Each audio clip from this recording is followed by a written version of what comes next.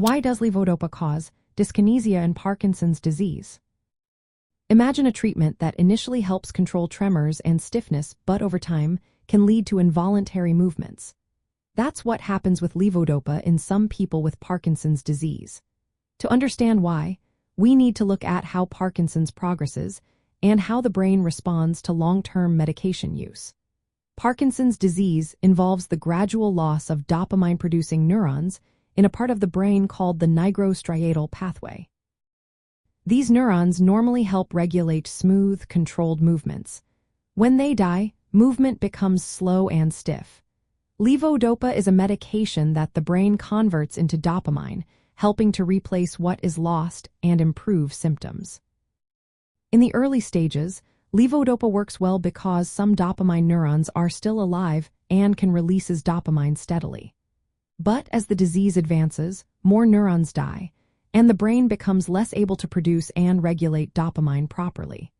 When patients take levodopa, the dopamine levels in the brain don't stay steady. Instead, they fluctuate because of the way the medication is taken in doses. These fluctuations cause the dopamine receptors in the brain to become overly sensitive, especially the D1 receptors in the dorsal striatum.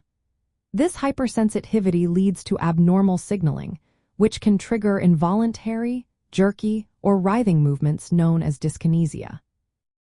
Another factor involves changes in brain circuitry.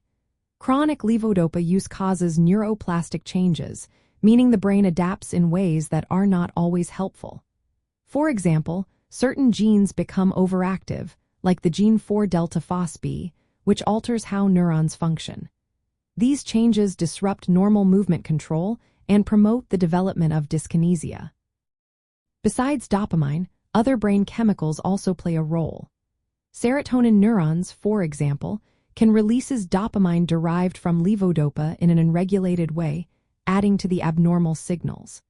Glutamate and opioid systems also influence how severe dyskinesia can become, showing that multiple neurotransmitter systems are involved in this complex process. The longer a person has Parkinson's and the more levodopa they take, the higher their risk of developing dyskinesia.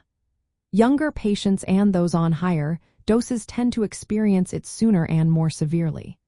As the disease progresses, the brain's ability to control dopamine signaling diminishes, making dyskinesia more likely and often more bothersome. Typically, dyskinesia appears after several years of treatment and manifests as involuntary movements like fidgeting, writhing, or swaying. Interestingly, some patients find these movements less bothersome than the stiffness and slowness of Parkinson's symptoms. Managing dyskinesia involves adjusting medication schedules, using additional drugs to modulate other neurotransmitters, or exploring newer therapies aimed at stabilizing dopamine levels and brain plasticity.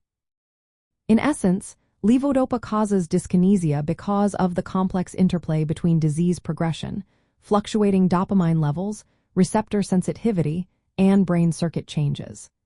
These factors combine to produce involuntary movements that can be a challenge for many patients. Always remember, each person's experience is unique, and treatment strategies should be personalized. If you or someone you know is dealing with these symptoms, consulting a healthcare professional is essential to find the best approach.